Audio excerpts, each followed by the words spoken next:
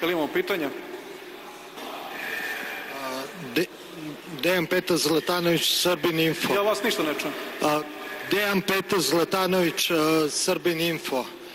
Zanima me, pošto je zakon o legalizaciji, možete da odgovorite, a ne morate, da li ćete vi možda neki objekat nakon ovog zakona da legalizujete?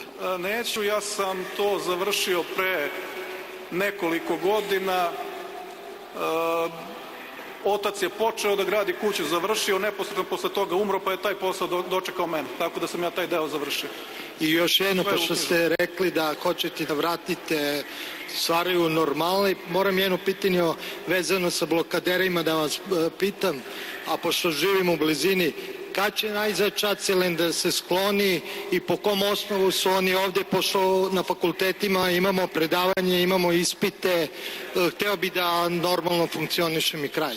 To ćemo još da vidimo šta imamo, neke različite najave postoje, dakle, posle, kako kažu, 3. novembra i početka ćemo videti šta imamo, a šta nemamo. Lično, ako mene pitate, rektoru Đokiću i celom njegovom timu ne verujem ništa.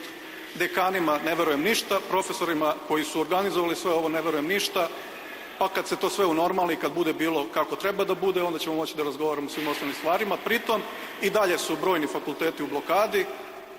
Tražio sam neke informacije od javnog značaja, od rektorata, nisam mogao da ih dobijem zato što su zamandaljena vrata, pa sam morao poštom da tražim. Prema tome, daleko od toga da je sve odblokirano. Još neko pitanje? Ako ne, zahvaljujem vam se, vidimo se.